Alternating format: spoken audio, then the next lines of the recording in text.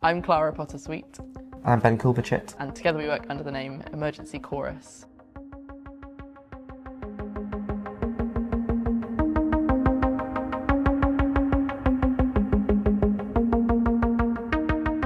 We make performance across experimental theatre, live art and dance. We kind of take materials from our research from lots of different kind of branching strands, and those performances take place in lots of different contexts, in theatres, outdoors, galleries and gigs, community settings. But this is a theatre performance that we're working on here. So this project is called Something in Your Voice, and we've been working on versions of it for about 5 years now. The show revolves around the issue of data privacy. We're interested in behaviour influencing online algorithmic decision making as a sort of code that runs all of our lives, which none of us have specifically opted into. Do algorithms know us better than we know ourselves? With behavioural prediction, what does it mean that the state can, for example, claim to know that you will commit a crime before you even know that? How can we sort of reassert our own autonomy in these kind of relationships and situations? So all of these systems feel very intangible and hard to see and hard to understand unless you're a data scientist.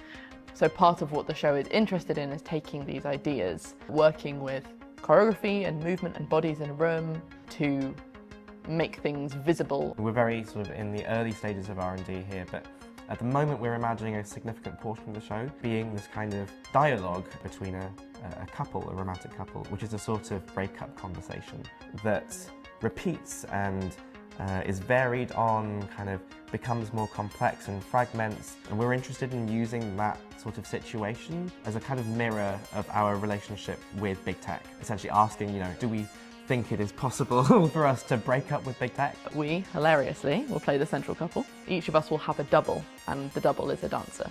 Once you have 4 bodies on stage, there are many different relationships and dynamics going on that we find really interesting and also think might be sort of helpful for almost diagramming or like illustrating things that we are learning about the world and feeling, but might not be able to, again, sort of put our finger on.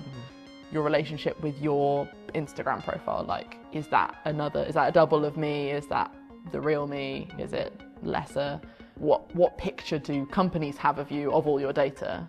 Does it sum up to be as much as you and yourself, or is it further away? In terms of the choreography itself, we're really interested in patterns and sort of choreography that feels in some way computational or algorithmic.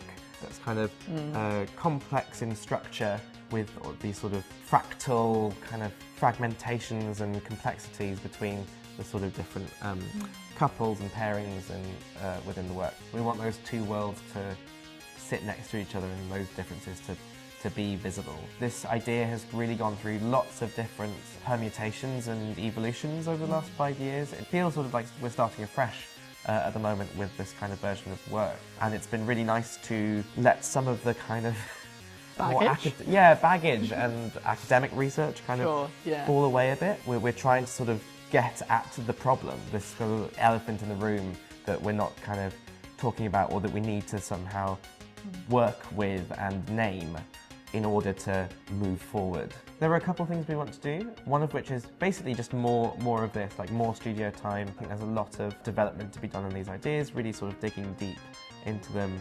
We also are quite keen to do some field research, but to talk to academics and people working in data privacy and kind of research around these areas.